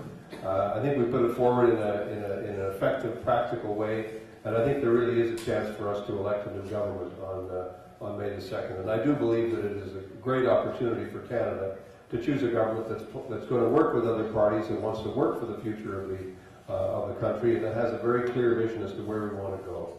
A vision that's based on the notion that government and the Prime Minister have to be governed by the rule of law, that they have to govern according to principles of accountability and transparency. And yes, that we do need to bring programs that will make a difference in people's lives, and we should get going with it now, because it's important that we make these changes in order to help people cope with the impact of the changes that are all around us, as we all know. Finally, I just want to say thank you. I want to say thank you to this community for having supported me over the last several years, and if I may just speak personally, going back a long time, the wonderful relationship that I've been able to develop with the queer community all over Canada has been based very much on what I've learned here and what I've learned over many, many years about the importance of fighting for human rights and for fighting for all people. And we have become a beacon of inclusiveness, and we have become a beacon of really responding to the needs of all people in this country. And that has changed me, and that has affected me, and that has moved me. And for that, I shall always be very grateful and very proud to have been, and I hope to be once again the Member of Parliament for Toronto Centre. Thank you very much.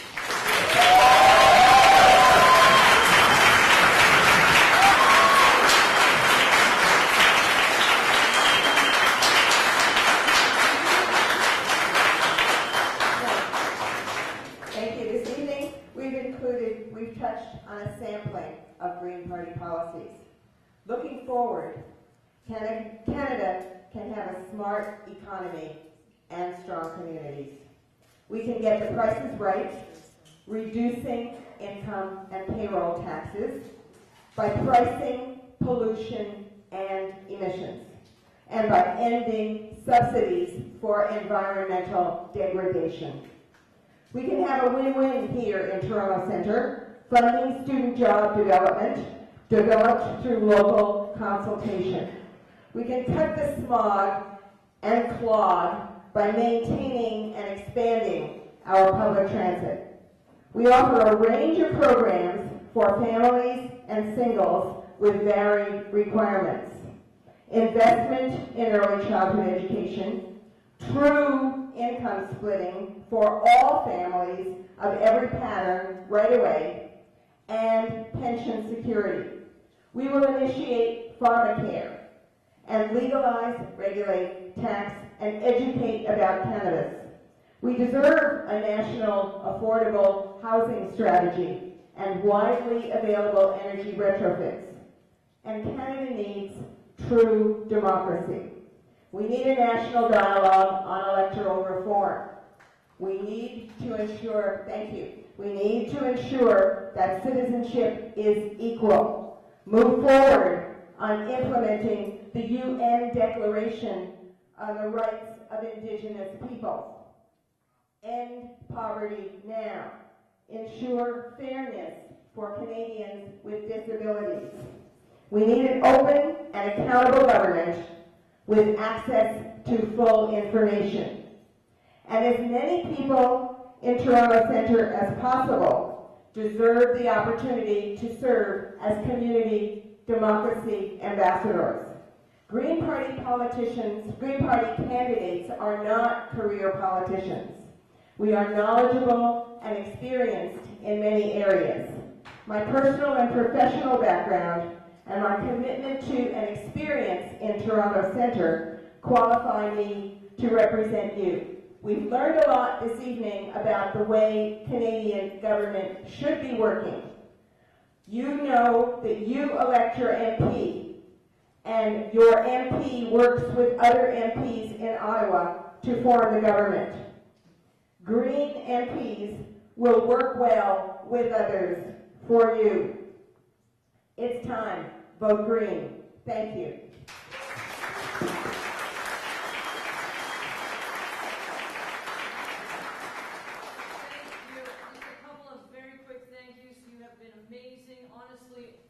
Really know why anyone would put themselves forward for such a brutal job known as politics. You're brave and courageous, and thank you very much for being good sports and having great answers, all of you.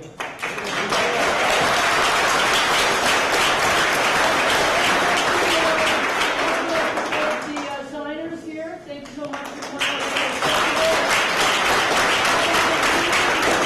I really want to offer a heartfelt apology. I know I didn't get to half the questions that were in the room. I'm very sorry, but hopefully we captured some essence of the questions that were out here. Please stay, mix and mingle, meet the candidates in person, ask more questions. It's been a great audience. Get out and vote.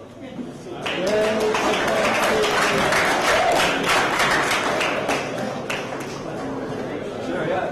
Tomorrow, shoot your email. Just about